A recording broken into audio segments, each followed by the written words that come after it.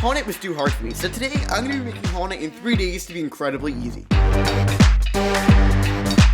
Alrighty, so in order to make an accurate Hollow Knight remake, we need to make a pretty important feature, the movement. So I began working on the movement script. Now you might think that this is the part where I talk about how I stole my movement from some other game dev YouTuber, but I'm proud to say this time I coded my own movement script. I know, bro, I'm way ahead of the game. And after 30 minutes or so, I had a movement system that I would say is pretty similar to the Hollow Knight one and works perfectly. I mean, no flaw. Oh crap. Now you might have thought that this should be really easy to fix, and it should have, but it took me 2 hours. 2 hours to make the player only have one jump. Oh my god, I'm done. But after being an absolute idiot for 2 hours, the player no longer had infinite jumps. Okay, so since I have such a short amount of time to make this game, I quickly made a list of things to do on Trello.com so I could keep track of what I need to work on. And the next thing to work on was the spikes that kill you when you fall off the platforms. You know, because Hollow Knight's a platformer. But hold on a second. This is supposed to be Hollow Knight, but it's easy. And so I decided I would replace the spikes that kill you with pillows that gently bounce you up into the air. Because it's a common known fact that pillows are bouncy for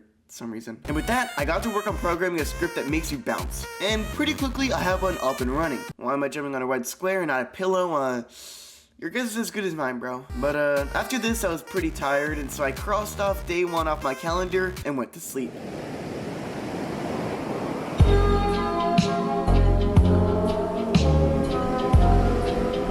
Alrighty, so I realized that one of the main things in Hollow Knight were the enemies, and I don't have enemies, so I gotta add that. And so I began researching on how I could make some AI enemies by looking into defining the A-star pathfinding algorithm, which is basically an algorithm that makes your enemies follow you, but around walls. Yeah, man, really exciting stuff. Just kill me already, dude. I just had one tiny issue. I had no idea whatsoever on how to use this algorithm, so I did what had to be done.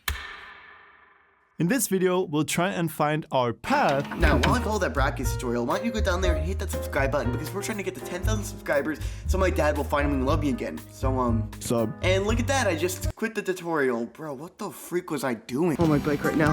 So freaking cold, dude. Just been kind of brainstorming over here. Alright, I'll see you guys back in the desk. Okay, so after almost freezing myself to death, I decided to drop the A-star pathfinding system because somehow I just now realized that most of the enemies just walk back and forth like this, you know, which is a little bit easier than making a full AI system. So I went looking for a tutorial on how to make this work, and I found an extremely concise and helpful one by Capcoder. So if you want to go check that out, I'll leave a link in the description. So after I got that working, I needed to make the enemies fight back because, you know, without that it really wouldn't even be Hollow Knight. Like, it just kind of be like this knockoff doo-doo one. Nah, man, this is easy Hollow Knight. Say goodbye to dying enemies and say hello to stepping on the enemies to kill them. Let's freaking go, baby. So yeah, instead of having the enemies do damage, giving the game an actual challenge, the enemies no longer do any damage. In fact, when you come in contact with them, they not alive. Alright, so at this point I was about to start working on the graphics and maps so that it no longer looked like a modern art painting when I realized I forgot a super iconic part of Hollow Knight, that being the dash. Yeah, just don't even ask if I forgot about this, right? Anyways, if I'm gonna be completely honest here, I had no idea whatsoever on how to make a dashing mechanic. It didn't really feel like spending the rest of the challenge making the dash, so I looked up the tutorial on YouTube again. And after some searching, I settled on this one by Pookatori, and about an hour later, I had a pretty solid dash implemented. So thank you, Pookatori, I approve. Now at this point, I had spent about an entire day just making the enemies and adding a dash, so with day 2 in the bag, I again went to sleep.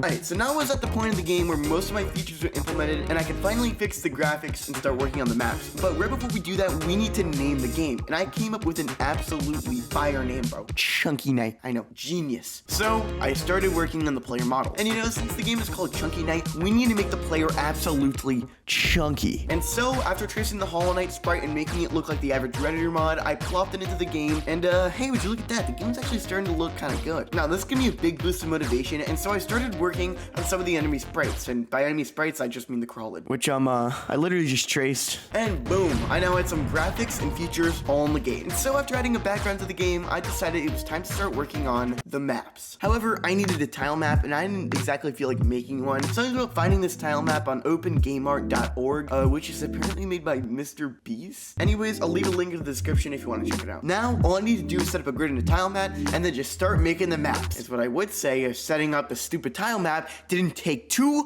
freaking hours.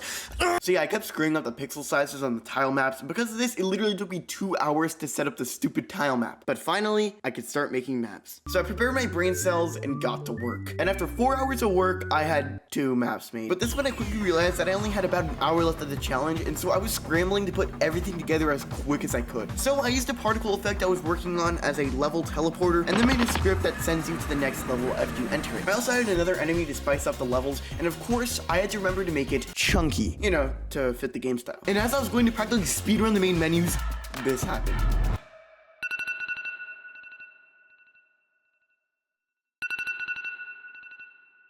Yeah, so like usual, the game kind of sucks. Anyways, join my Discord server, and with that, I'll see you next time.